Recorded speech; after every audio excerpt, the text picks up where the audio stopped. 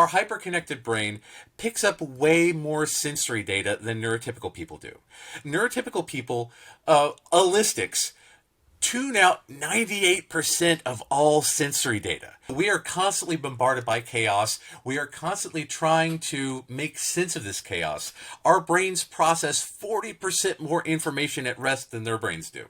So, because of this chaos, our greatest fear is the unknown.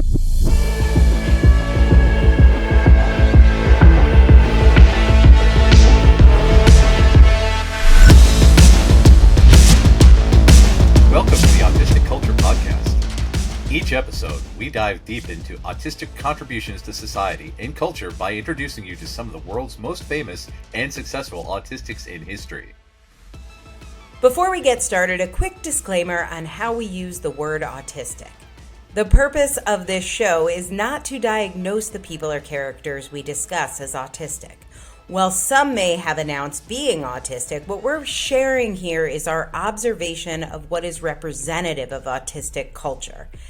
It can sometimes be difficult for autistic people to celebrate our natural tendencies and traits due to the perception of autism as a disorder that needs to be fixed, a long history of damaging medical interventions to try and get us to fit in with mainstream culture, and protective masking skills many of us have developed to try to stay safe. Whether you are autistic or just love someone who is, your host is Dr. Angela Loria, the linguistic autistic. And licensed psychological practitioner Matt Lowry welcome you to take this time to be fully immersed in the language, values, traditions, norms, and identity of Autistica. Episode 6, Lemony Snicket is autistic. So today I want to talk about Lemony Snicket and a series of unfortunate events, because I think that a series of unfortunate events has somehow captured the spirit of the best of autistic culture. And I really, really, really love to talk about this kind of stuff. So I get to really learn a thing. I have not seen any of this. So, and I think it's a book too. Isn't it also a book? It's a series of 13 books plus a few ancillary books plus a series of prequel books. But anyway, so the long story short give me the setup so I've got the context. So the series of unfortunate events centers around the Baudelaire children, Sonny, Klaus, and Violet Baudelaire, and they are children with pleasant facial features. They are very, very smart children. They are delightful. Violet is the oldest child, and she is an inventor. She loves inventing things on the spur of the moment. She will get the creative impulse, tie her hair back with a ribbon, and then go to town and build whatever is needed at the time. Okay, Klaus, so that's a little autistic culture-y right there. We love a little inventing. Exactly. Klaus is a researcher. He loves researching new things. He loves pouring through books and maps and finding solutions in books. Again, that's my guy. Very much. And then there's Sonny, who is just a baby. Whereas the eldest two children are hyperlexic, a word which here means using a great many words. Sonny is just a baby and very limited in her vocabulary. The eldest children understand her, but the others don't. And this is a common theme among all of the books, in that there are some trustworthy adults, but there are a lot of adults who are not to be trusted. And the ones who are not to be trusted do not understand her at all. And initially, she's a big stimmer. She chews on a lot of stuff, but as the books go on and as she grows up, she becomes a chef. Because a chef is a combination of research and invention, because you must learn about the materials and then how to put them to good use. And throughout the books start off at a very sad day at a very overcast beach, in which the children find that their parents have been murdered in a fire. So throughout the books, throughout the series, they find that someone has been responsible for this, and they get shuffled from guardian to guardian, some good, some evil, and find out that Count Olaf, the villain of the story, is responsible for their parents' murder. He wants their fortune, and he stops at nothing to get it. But in the process, they find out that their parents were a member of a secret organization called VFD, the Volunteer Fire Department.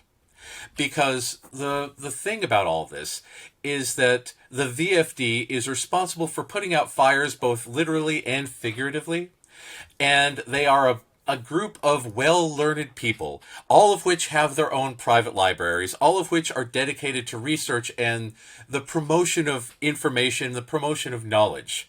And they all work to make the world a better place, but there was a schism back in the day in which some members of VFD decided this was not a good mission, so their mission is to burn down the libraries of the world. Oh, book burning again, Matt. You know how this gets to me. Exactly. I'm not here for the book burning. and that's the thing about this, because this story goes throughout their lives, and as they learn more about the secret organizations, as they learn more about their parents, as they learn more about themselves, and in doing so, they learn about how the world works, and sometimes the world can be a very depressing place. Sometimes the world can be a very great and enlightened place. And they have to learn who to trust, who to avoid. And this is one of my great quotes in the world, because this comes in the middle of one of the later books, because they come across another mysterious person, and they say, well, I don't know, we've met a bunch of really bad people in the past. Should we trust you? And Quigley Quagmire, another child, a triplet, says this quote to them. Okay, this is it. I love it. I know that having a good vocabulary doesn't guarantee that I'm a good person, but it does mean I've read a great deal. And in my experience, well-read people are less likely to be evil. You know I agree with that one. Exactly. So the thing about all this, the thing that makes this incredibly autistic, is based, again, on our hyper-connected brains and our monotropism and our need for information acquisition. We love learning. We love sharing knowledge.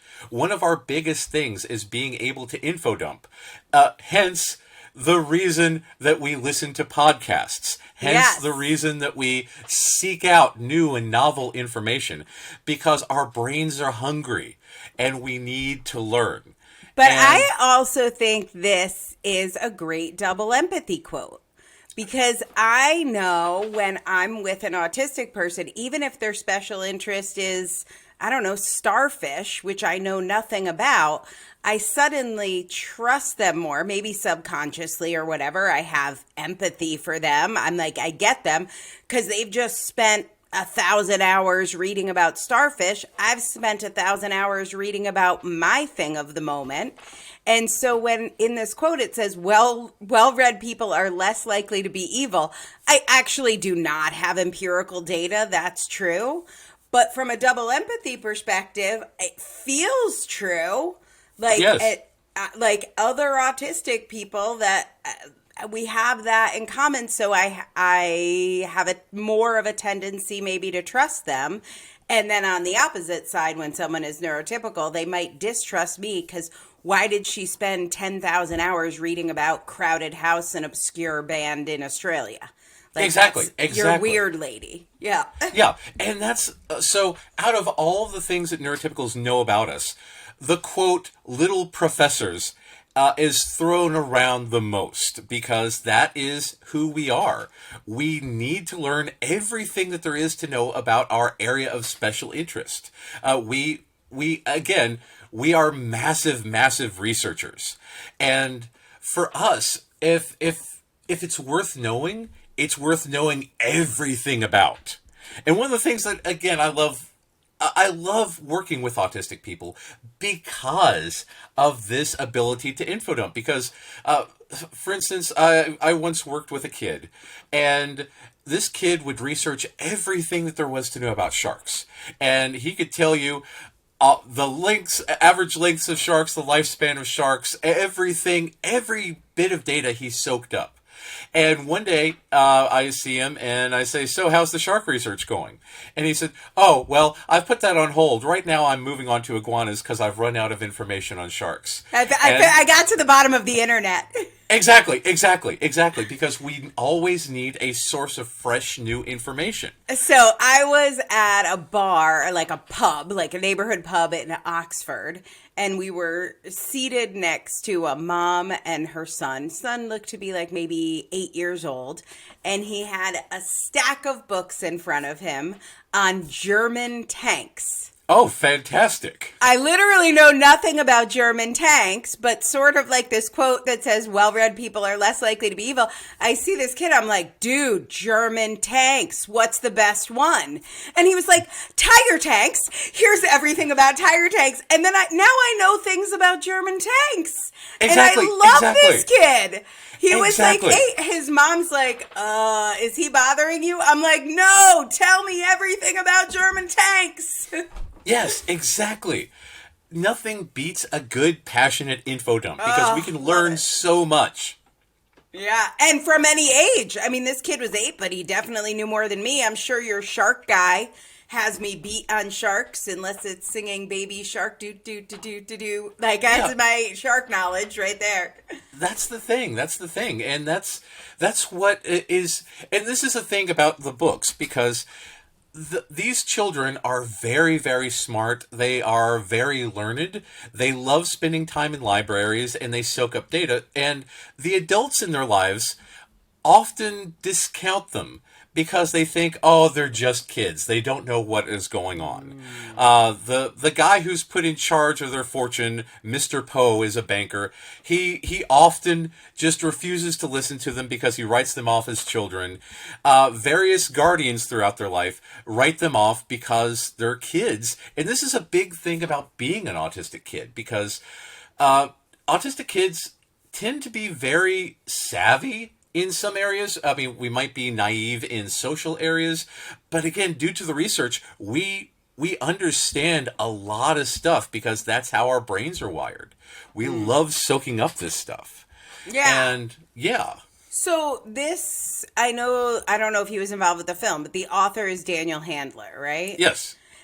Do you think there was something about autistic culture that inspired him to write Lemony Snicket, or do you think we could just see autistic culture represented there and get to enjoy it? Based on everything, because again, it is my solemn duty to research the lives of the Baudelaire children. And so so there's 2 versions on film. One was a movie with Jim Carrey in the early 2000s. He did the initial, let's say, 57 versions of the script, and then the studio just decided, no, let's have other people rewrite it, and it was a lackluster performance. But the Netflix series, he was very, very involved, and he wrote several episodes himself, and in doing so, it was sort of a Hitchhiker's Guide to the Galaxy-esque revision of it, where things became more polished and things became more involved. And despite it being translated to the screen, for instance, the books have a great number of puzzles in them, and codes, and other literary devices that don't work as well on the screen, but they make for some delightful reading. But when he's translated to the screen and, doing all this kind of stuff, even the cadence and rhythm of speech is very, very autistic centered because it's very, very cool. The delivery. Patrick Warburton plays Lemony Snicket in the series, and he has a very, very constant, monotone speech pattern reflective of someone who might be playing an autistic person, recounting all of these details. And I find that delightful. It seems to be a very intentional choice based on Patrick Warburton's other roles. Although it is interesting that Patrick Warburton played the Tick and Ben Edlund was very big on autistic representation with Sewer Urchin in the Tick comics. Well, not comics, but the original cartoon. But that's a whole other thing. But the kids also have very, very monotone, pedantic speech throughout the series, which is a big sign of autistic communication. Neil Patrick Harris plays Count Olaf, their arch nemesis. Okay. And he's also an executive producer. He was very, very invested in getting this right.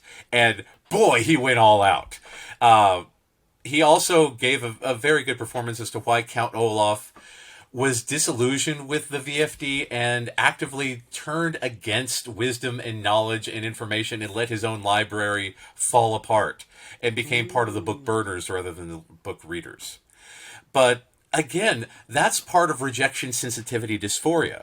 That's a very, very common thing for autistic people, that when we are let down by the people that we care about, when we feel betrayed by the world around us, we isolate, we reject, we fall apart. And that in itself is a very, very interesting. Plus, he wears various costumes. He masks throughout. Let's talk about masking. How does he Oh, mask? absolutely. Quite literally. He puts on various costumes throughout the series, tries to, but even more so, he hides his true feelings about all of this because, again, he goes into the role as a villain, and just plays up being a villain. He has a cast of hench people of wide variety, but the hench people are not actually evil. They're a bunch of misunderstood people who the world has hurt. And throughout the series, of course, they're all presented initially as being evil. But once you know their backstories and once you know why they've rejected the world, they all become more sympathetic and more layered, just like Count Olaf, which is interesting at the end because, okay, so throughout the series, right, they go and when they're initially placed with Count Olaf, he wants to get their fortune. Their neighbor is Justice Strauss, and she has a remarkable library. And this is one of Justice Strauss's quotes. Justice Strauss, a library is like an island in the middle of a vast sea of ignorance, particularly if the library is very tall and the surrounding area has been flooded.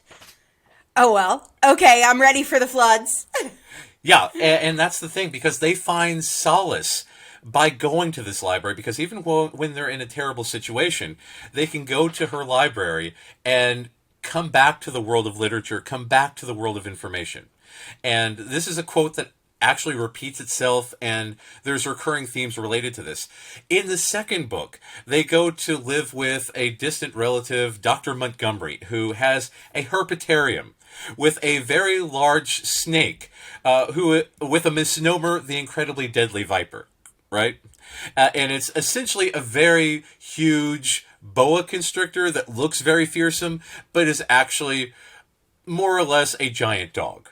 Like a goofy puppy viper. Very much so, very much so. And at the end, so there's this big conspiracy throughout about this deadly fungus, and they're seeking for a cure for this, and the cure happens to be an apple, because it's been specifically bred to have properties that cure the poisoning from this deadly mycelium. So anyway, at the end of it, when the kids are all succumbing to this, the incredibly deadly viper comes to them with an apple, which subverts the whole Adam and Eve this knowledge. It's the reverse tree of knowledge. Exactly. And that's the thing, because that is the way of our people. Knowledge saves us. Knowledge is who we are. We need this in order to survive. We need this in order to have peace. And it's fantastic to see the subversion of this. And even in the end of it, Count Olaf bites from the apple and ends up saving Lemony Snicket's sister's child. And it does some good acts because he finally comes to terms with his past and becomes a decent person at the end. And that's the thing about knowledge. We love it. It's important. It's important for bonding, and it saves us. We need these libraries. Libraries are our safe places. And one of the I should have actually brought this over so that I could show it on camera, but at the beginning, at the entrance of my own library, because I'm coming to you from my library. You're clearly coming to here from your library. That's how we roll. Yeah. The VFD, the good guys, have a motto. The world is quiet here. And that's how you know. If someone says, I didn't know this was a sad occasion, and you respond, the world is quiet here, you know that they are a person to be trusted. And at the doorway of all of their grand libraries, you see the world is quiet here. Because this is our safe place. This is our library. Libraries are safe places where we can go to learn and be engaged and have peace. Thanks for listening to the Autistic Culture Podcast. We'll be right back. When autistic people find a special interest, they go deep and have a lot of knowledge, even if they don't have that formal education background to go with it. If you want to capture your spin in a book, check out Angela's work at differencepress.com. Differencepress.com. And find out more about becoming an author and establishing your credibility with a book. So the VFD, does Count Olaf end up joining the VFD, rejoining the VFD at the end? What happens? Oh, he dies a horrible death from being it was so okay. So this, there was a thing about a distant island, and Ishmael, who wants people to call him Ish, because again, there's a call lot me of Ish. Exactly. There's a lot of literary references throughout the series to Moby Dick, Anna Karenina, all sorts of neat stuff, and that's the thing, because this is written towards a young adult audience, but the young adults reading such dense literature, that's our people. This is the people that have a giant stack of books about German artillery, yes. Who get these references or want to know the references and go out and seek them further. And it's just amazing to have all this, because it's so cool about this. But so another thing about us, because of our hyperconnected brain, so our hyperconnected brain picks up way more sensory data than neurotypical people do. Neurotypical people, allistics, tune out 98% of all sensory data because they have a sensory bottleneck, because of the way that their brains have a chemical that dissolves unused synapses. So they're constantly in this state of pruning, especially during puberty, where synaptic pruning kicks in and they lose half of all of their synapses. We don't do that. So we are constantly bombarded by chaos. We are constantly trying to make sense of this chaos. Our brains process 40% more information at rest than their brains do. So because of this chaos, our greatest fear is the unknown. Yeah. Our greatest obstacle is the unknown. And in a series of unfortunate events, the greatest monster that they face is called the Great Unknown. It's some sort of sea beast that looks like a seahorse, but when you see it on radar, it's a gigantic question mark. And every time the gigantic question mark comes around, there's this ominous sense of doom, because we can't deal with the Great Unknown. And that is a big theme in both the books and our lives, because this is where our anxieties come from. Yeah, this is why one of the well, first of all, one of my least favorite pieces of advice I would always get in the workplace right before I was fired was just breathe. I'm on it. I didn't think of that one. Thanks for your helpful advice.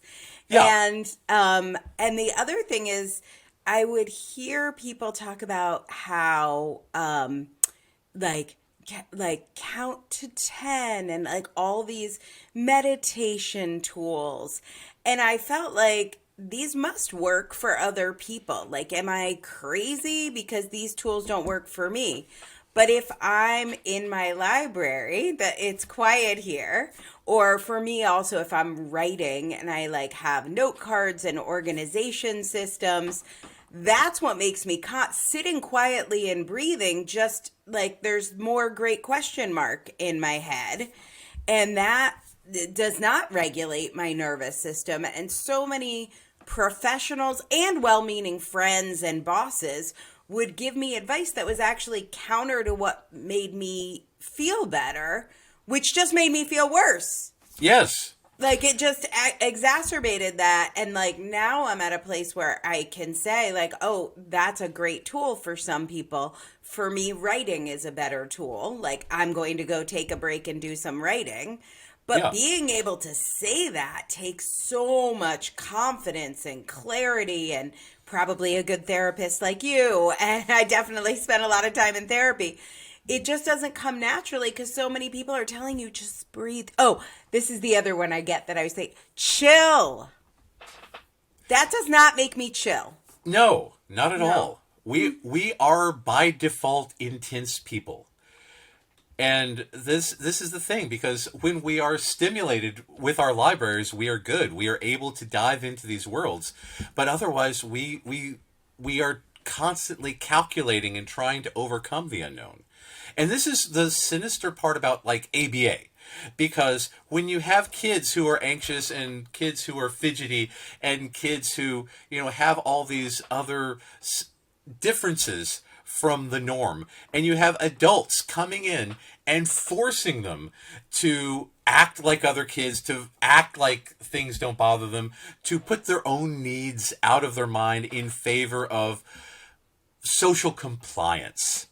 That's the sinister part about all this, because it teaches children that their needs don't matter, and that they are different, and that they are weird, and that they should be ashamed and hide their true selves, instead of, again, embracing us and finding things that work for them. And this is where autistic-centered therapy comes in, because instead of going, in a neurotypical way, and neurotypical therapy is largely based on overcoming irrational fears, irrational beliefs, irrational all this stuff. With us, we are constantly evaluating the variables, and we may or may not get, the evaluation right, but we are constantly looking at all this potential calamity in the world. We are looking at all this potential unfortunate events. Exactly. And we must find ways. And this is why the Baudelaires are fantastic. And this is why, even though the series is literally a series of unfortunate events, and there are a lot of terrible things that happen, and Lemony Snicket continually warns people that if you're looking for a happy book, look somewhere else, because this book does not have a happy ending. It does not have a happy beginning, and there are very few things that are happy in the middle. But that's the thing about it, because regardless of what happens to the Baudelaires, they find ways to overcome the tragedies. They find ways to overcome and work through. I mentioned at the beginning of this episode I hadn't read the book, but I did not confess to you my reason for not reading the book, which is the title. Yes. Series of unfortunate events. I'm like, I cannot tolerate that. I've had it. I own the series. Somebody gave me the books. I like the cover. I like thinking about it. I know about it. But I actually have a little bit of an irrational fear of reading it, because one of my things is children in peril. Yes. So like, there's that part in, I think it's episode 2 of Star Wars with the Jedi school. I can't talk about it. They kill all the kids. I literally went screaming out of the theater and was in a 2-week autistic meltdown. I think that scene happens 14 minutes in. And then Jurassic Park, same thing, ran out of the theater, insisted it should be rated X, wrote letters to the editor of my newspaper. Like, children in peril, my nervous system cannot do. Yeah. at all. There's that other Game of Thrones people are into. Oh, yeah. They kill like a 14-year-old boy in the first 30 seconds. I'm like, nope, not for me. Cannot do Children in Peril. So I see those three little kids and the name of it, and then Count Olaf, who looks really mean and scary, even though I love NPH. And I'm like, I know I'm not going to be able to handle this. And I've had so many people tell me, it's just a movie. It's just a book. It's just a whatever. But it might be. But life is beautiful. I had to take 2 weeks off of work. It's not just a movie for my synapses or something. Matt, what's happening? Yeah, that's the thing with so when we talk about autistic relationships, I talk about the 3 F's: friends, family, and fictional characters. Yes, correct. Yeah, because again, due to our hyperconnected neurology, when we read, when we experience, it's real to us. Those feelings are real. We know that they're fictional. We are aware that they are fictional, but the feelings are real. There's an episode of The Simpsons where Lisa comes in looking sad and Marge says, "Oh, what happened, honey? Did something happen to one of your fictional characters?" And yeah, I get that so well. yeah, that's the thing about this. And that's why, again, the series can be off-putting for that, but it's the resiliency of the kids. It's you do feel that they are put into these terrible situations, and even for us, because autistic people, we are more likely to experience loneliness because we are born into a world that doesn't understand us, doesn't properly support us, doesn't give us the resources we need. And if you're born into a family that has internalized ableism, I find that Autistic Culture has a mentality of, have you tried just suffering? Right. Because everyone says, oh yes, work is terrible, you should just go to work. Ah yes, school is terrible, you should just go to school. Just stop complaining, everyone hurts all the time, instead of finding a way that works. But again, there are a lot of events in all this. For instance, when they are sent to a boarding school, Vice Principal Nero, again, all sorts of Great historical name. References. Yeah. He's a terrible person, does not understand them, and they have to deal with bullies, and they have to deal with Count Olaf as a gym teacher, and all of these things. By the way, gym teachers, I am still tortured by. I can name every single one. Exactly. Not a good scene for me. Because they would much rather be in the library instead of running in a circle, because there's no point of running in a circle. Correct. And Lemony Snicket finds a way to bring out all of this stuff and to bring all of this stuff to the forefront. And indeed, there are some very, very harrowing situations. But every single time, they use their faculties, they use their research, they use their invention to find a way through that. And that is the way of our people, because that is our greatest strength. That is the greatest strength of our culture, because no matter how people try to stamp us down, we find ways to pull through. And that is the success of being a healthy autistic person. We might escape into our libraries. We might escape into our media. We might escape into our own brains. But we use our brains to get through these terrible, terrible situations. We fight ABA, we fight discrimination, we find loneliness. But we know that even though we might feel alone, there are other researchers out there. There are other inventors out there. There are other seekers of knowledge. We find libraries and herpetariums and museums and gardens and animals. We know that the world can be a very, very disheartening place, but we also know that there are sources of good. We also know that there are sources of help, that there are other members of VFD out there working to make the world a better place. And these kids, like, even though they had each other, but that feeling of kids being on their own. I mean, I'm almost 50 and I still feel that way. It's like, exactly. Okay, I'm going to go. I've been working on this project where I've been asked to join a board. And I know if I join this board, I'm going to be like those kids, right? It's like I'm going to be the one autistic person. And I can either not talk about being autistic, which will make them feel better, or I can talk about it, but they're still going to come up with stories about me like she's using autism as an excuse, or isn't everybody a little bit autistic, or she doesn't seem autistic to me.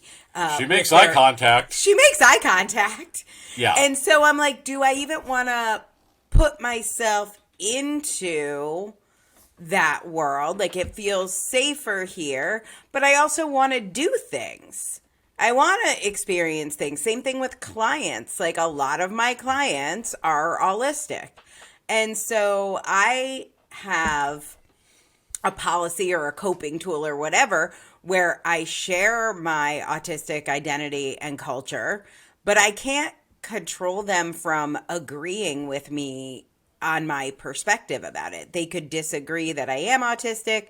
They could disagree. Many of them disagree that autism exists. One of my best friends is always like, I don't think labels help anyone. We don't need labels. You got that one? You know that one? I've heard that one frequently. And so, and then, you know, a lot of the people I work with are like, you can overcome it. And that's like really interesting to me too. I don't want to overcome it, but I'd like you to understand it. And they're like, well, if you don't want to overcome it, then it's your obligation to act more like us. There are more of us. So with masking, and we started talking about this with Count Olaf, but it's like, masking can be protective. Sometimes I make a conscious choice to mask. And I know there's a really popular book that came out recently from when we're recording this. I haven't read it yet, but I did order it, Unmasking. Oh, yes. So, and I often talk about living an unmasked life, but the truth is, like, unmasking has its own downsides. It has upsides. It has definitely helped with my burnout because masking is exhausting. It's like, I don't know, wearing a diving suit at the middle of a cocktail party, right? Like Count Olaf, I think maybe did or something. It actually pops up in the series, yes. But go on. Like, that's tiring walking around, but at the same token, it's also tiring having people think you can fix it or think you can act different or giving you advice or talking to you about goddamn vaccines, which we're not going to talk about on here. So what do you think about unmasking? How to, when to, what do you tell your clients around this? Actually, throughout the series, the children learn to mask and learn to hide themselves because they go on the run, because they're framed for various things, so they can no longer be the Baudelaires. So they learn from Count Olaf to hide themselves in order to survive. Okay, we're going to take a quick break. We'll be right back. We love sharing stories of autistic culture, and if you are seeing yourself in any of these stories, and you're wondering if maybe you're one of us, or maybe you're already diagnosed or self-diagnosed, and you want to know if Matt can help you live your life better and be more authentically autistic, check out his website at mattlowrylpp.com. That's Matt, M-A-T-T, Lowry, L-O-W-R-Y, and then that LPP, it stands for Licensed Psychological Practitioner. So head on over to mattlowrylpp.com and learn more about working with my buddy Matt. When I first started working in community mental health, at the beginning of my real career, I had a supervisor, and I decided that I was going to start a group for autistic kids, right? And I worked in the schools, and I got autistic kids, and we had a great group that I called Sigma Group. I named all of my groups after Greek letters. So that all the kids would have a code name for the group, and it would be super cool because they were able to say, I'm in Sigma Group, I'm in Alpha Group, I'm in Delta Group, and no one would know what that means except for the other members, and it was a secret code that they felt really cool about, and they advertised it, and that's other kids wanted to be in the groups because kids of a feather find each other, and that I mixed a metaphor on that one. Kids but anyway, of a feather find each other. Sure, exactly. We're in. Yeah. But so I went to my supervisor, and she asked how things were going, and I said, because back in the day, back in the mid 2000s, Asperger's was still in vogue because it was before we found out that Hans Asperger was a Nazi. Yeah. So up until that point, I referred to myself as being an Aspie. I know, I was the sassy Aspie. Before I was the linguistic autistic, I was the sassy Aspie. Exactly. So I said, oh yeah, my Aspie group is going well. And she said, Matt, you can't say that word. I was like, what word? Aspie. I was like, well, I'm Aspie. So, I mean, that's how I identify. And she said, Matt, that's like calling yourself a retard. My clinical supervisor said that when I refer to myself in my chosen language, it's equating it with a slur. So I said, what do you mean by that? And she said, well, Matt, you're able to talk, so you're clearly not autistic, so you shouldn't tell people that. And I was like, okay, I'll just mask forever. Thanks. Sure, thanks. And of course, that led to an intense burnout. And when I went to another placement, another job, I masked from day one. And, when they asked about my experience with autistic kids, I was like, oh, yes, I've worked with autistic people before. And I had to do psychological evaluations that were dependent on, like, IQ. And because there was this belief that low IQ meant autism. There was this belief that a lack of theory of mind meant autism. Oh. So I had to do testing that showed theory of mind. If they had theory of mind, then they couldn't be autistic. Because, again, this double empathy problem. Which is ridiculous, because that means that people who needed services weren't getting them, or you had to lie and say that they didn't have theory of mind so they would get the services they needed. How's that for a catch-22? Exactly. So did you lie? I would have lied. I didn't. I did evaluations to the best of my ability until they just stopped giving me autism evaluations because they said, Matt, these kids aren't autistic. I had a kid that I knew from my prior career that came to seek me out for a diagnosis because clearly autistic, a big researcher, and they said, no, Matt, he's not autistic. He makes eye contact. And so I got incredibly burned out, and that's when I started, planning my own practice because I couldn't deal with that sort of discrimination anymore. And that's the thing, because neurotypical people, allistic people, don't even know that they're being discriminatory. There was an issue online a couple of weeks ago where someone said something about, I just hate info dumps. I just zone out. And I said, well, maybe you should transfer those clients to someone else. And then everyone said that I was incredibly rude for suggesting such a thing because we could tell when people are zoned out. It affects us. Right. When we see that our therapist, the person that we're paying to listen to us, is not interested in our lives, it hurts us. I know the eyes glazed over look. I got it. Yeah. I'm like, I'm being too autistic right now and you're bored, huh? Okay. Yeah. And that causes us to mask instead of being genuine and working on stuff. And it's just this. Especially in a therapeutic context. Yes. Like maybe if you're in a job interview and you need a job, could be a good time to mask. Yes. Right? Is there ever a good time to mask? I don't think that neurotypical neurology, I don't think that allistic neurology is capable of handling us at our truest self. Because, again, let's say allistic small talk, again, is based largely on echolocation to say, are you fine? I am fine. I am fine. Are you fine? I am fine. Finding person, signaling in on human life. Human life has been found. Exactly. There's no significant exchange there, but it's necessary for them to feel comfortable. But with us, when we come up to someone and said, hey, I've been learning about glass blowing. Glass blowing, you say? Tell me about glass blowing. Yeah, I'm like, I want to know about glass blowing. Let's go.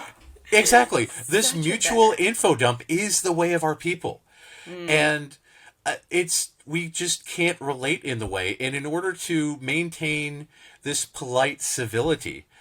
We need to meet them where they are, but they can't do the same thing for us because of their own, and it's not their fault. I mean, it's just neurological limitations because they're not wired the same way that we are. And I think that there are occasions to be polite. For instance, the whole, I don't blow my nose at the dinner table, even though I really need to blow my nose. But Right. it's not going full true self. Right. But when we do find our true people, when we find others like us, oh my God, that's an oasis. So I don't know if I was talking to you about this, but there's a book that I got super excited about. It's by a guy named Mike Robbins, and it's called Bring Your Whole Self to Work. And when I read this book, when I read this book title, I was like, this is what we need. I agree 100%. And then this delightful author is definitely holistic, and he's a sports guy. There's a lot of sports metaphors. And what he means is bring your whole self to work as long as you're neurotypical and I'm comfortable being around you. And maybe holistic. Maybe there's a little wiggle room for, let's say, a touch of ADHD on a Tuesday. But here are my boundaries for how I would like you to bring your whole self to work. And one of the rules is you will call this being fully expressed and authentic, even if it's not, because that makes me feel better. Yeah. And I was like, this is really tricky. Bring your whole self to work when you're autistic and work at Industrial Light and Magic in 1979 is very different than bring your whole self to work when you work at Procter and Gamble and you're autistic and you're an engineer, but you work in a group with a whole bunch of sales guys because you're a sales engineer and they're all neurotypical sales guys talking about cars and beer. Like, when should I bring my whole self to work? How much of my whole self should I? Tell me more, Mike Robbins, and your delightful book. So I do think they mean well. He definitely wrote this book from a place of, wouldn't it be amazing if everybody showed up at work fully expressed? Yeah. It just no ability to see my being fully expressed might not be as delightful for you as you're imagining in your limited scenarios. That's the thing. They cannot process. They don't have the circuitry to deal with us at our authentic selves. Right. So don't fall for that trap, y'all, when people are telling you that. I also want to talk about EQ, emotional quotient. But before we get to the hyper ableist EQ, I would like you to tell me a little more about Sunny and the part of autistic culture. Obviously, I'm on the hyperlexic side, but not everyone in our culture likes words as much as I do, or speaking them anyway. So this is the biggest thing that holistics do not understand about us, because the holistic world decides that the ability to speak denotes intelligence. And indeed, you must be fairly intelligent to use words well, but the inability to speak does not mean that someone lacks intelligence or lacks empathy or lacks awareness. And there are a great so our brains are what we call idiosyncratic connections, meaning that no two autistic brains are wired in the same way, and some people's brains just do not have the wiring necessary to produce fluent verbal speech. But that doesn't mean that they're not processing. That doesn't mean that they don't understand. That doesn't mean that they don't hear the words, understand them completely, and are able to respond in kind. And these people, these non-speaking people, can have rich connectivity through other ways, through even texting is a manner. A lot of autistic people rely on AAC devices, talkers, in order to have a series of images that they can tap on and create fluent sentences through stringing these ideas together. My own son is a Gestalt language processor, meaning that he is largely echolalic. If he hears a phrase that he likes, he can repeat that phrase back and get the idea across. While he was here over fall break, we were playing Halloween music. And we would be singing Ghostbusters, and I would be singing Ghostbusters, and he said, no. And he didn't want me to sing. He wanted to listen to the music. And I said, oh, you just want to listen? He said, just listen. So now, because of his Gestalt language processing, he has taken that phrase, and anytime he doesn't want interference, he says, no, just listen. If he's trying to put on his coat and you offer to help zip it up, he'll say, no, just listen. And again, he gets the message across. And this is the same with Sunny, because she is largely, oh man, I can't remember the word, holophrastic. Ooh, meaning that she will... I don't know that word. Holophrastic is where a single word denotes an entire idea. Oh. For instance, like... when the children have to prepare a meal for Count Olaf and his acting troupe, she might say puttanesca and say, oh yes, we are preparing a meal of pasta and puttanesca sauce. And the kids understand it, that, you know, the idea that she's getting across, but to adults who don't get it, they just think that she's babbling. Right. And throughout the series, she expresses very complex thoughts through this holophrastic speech, saying a single word to denote an entire series of ideas, which is quite brilliant. And again, this is the way that autistic non-speakers are able to communicate without the assistance of technology. And they're very, very adept. They're thinking things through. They understand what you're asking, what they need to be done. But allistics take this as a lack of intelligence. And this is why IQ testing, IQ testing is largely bullshit when it comes to autism evaluations. Because, number one, hyperverbal people like us, hyperlexic people, we might do poorly on a timed math test because we become anxious about the unknown. How much time do we have left? Oh, we have 30 seconds. Oh no, that means I only have 28 seconds left. Oh no, 25 seconds to solve this problem. I only have 20 seconds left. And then, you're in my brain. Yeah, it spirals out of control. And because our processing speed is dependent upon the ways that we answer these questions, we end up with lower IQ scores than we might otherwise have, and people who are non-speaking are unable to complete the verbal tasks. So therefore, the people doing the testing might say, "Oh, well, you can't speak, so therefore you must not have any intelligence." And it's very, very ableist in the way that this is done.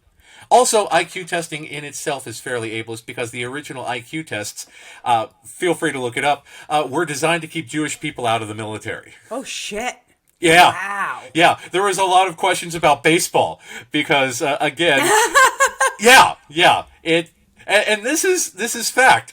Please look it up because, again, research. It's horrifying because such a history of ableism, such a history of all of this. And that's the reason why we need autistic advocacy to bring this light to the world, to bring this understanding, to educate people. And even though allistics may not understand us and may not accept us because they cannot understand us, other autistic people will say, Oh, so I am fairly smart. I spent my entire life thinking that I was not. And they understand, they see themselves, and we reach out and we find other people like a beacon in the darkness. Yeah. And I think that's why I actually think autism is dramatically underdiagnosed, and why telling the stories of our culture are so important, because when people listen and they're like, wait, that's me. Yes. My teacher pulled me out in the hallway and told me to act like everyone else. Like, I have people telling me all the time, just breathe. It drives me crazy when people tell me to, take 3 deep breaths and calm down. Like, when you hear these stories, if you just hear one, that doesn't mean you're diagnosed. But if you're hearing a lot of these stories, this is the beacon beacon calling you. You can do self-diagnosis. There are tools online to help you identify it. There are obviously therapists like Matt who will help you with a diagnosis. It can be hard to get diagnosed, but just know, at least for me, maybe you have some other words of professional caution, but as an autistic person, for me, when I started seeing these little signals and beacons, and I was like, oh my God, that might be me. That might be me. I heard this podcast. I read this book. The first thing I heard was a story on This American Life, the podcast. It was a radio show then. And David Finch was on there talking about his journal of best practices. And I was like, what is this book? Who is this guy? Why does he sound like me?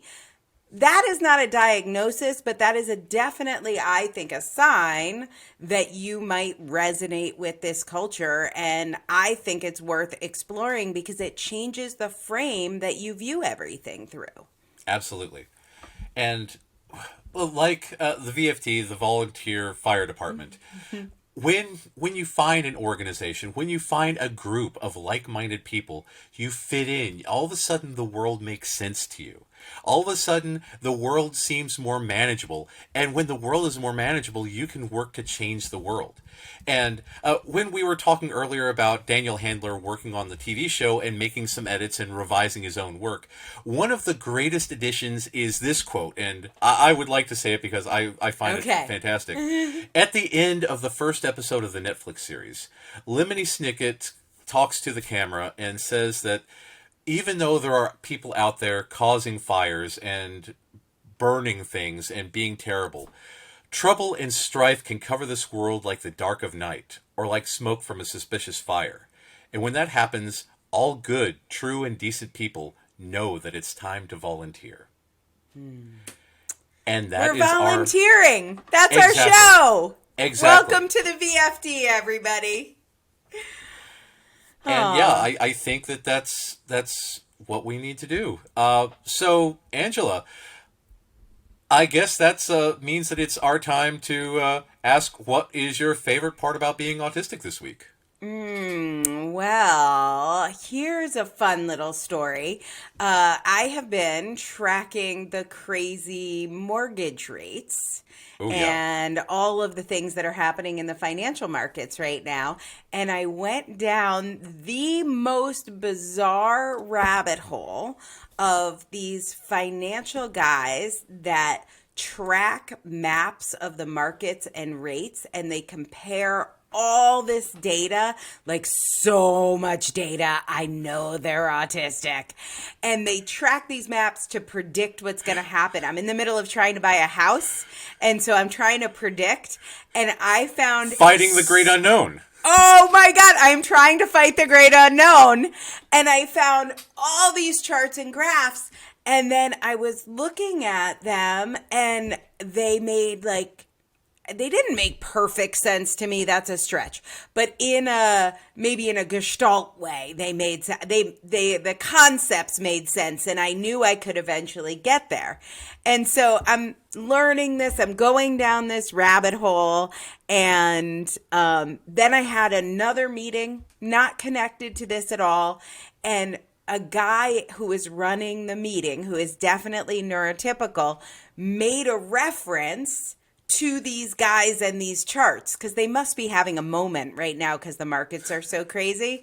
And so he made a reference to it, and he was 100% being derogatory. But A, I was thrilled that I got the reference, but B, I was thrilled that I got why he thought all of their research was so crazy. Like, are you literally trying to make sense of the unknown? Like, that's a little silly, don't you think?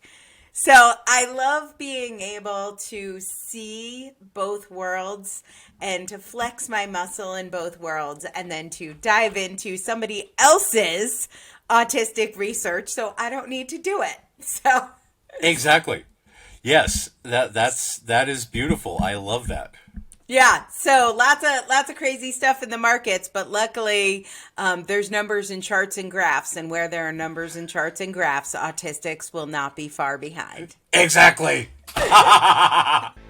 Thanks for listening to the Autistic Culture podcast. We hope you enjoyed today's episode, and remember, no one ever changed the world by being like everyone else. You can find out more about writing your book with me at differencepress.com. That's difference, DIFFERENCE, press, PRESS.com.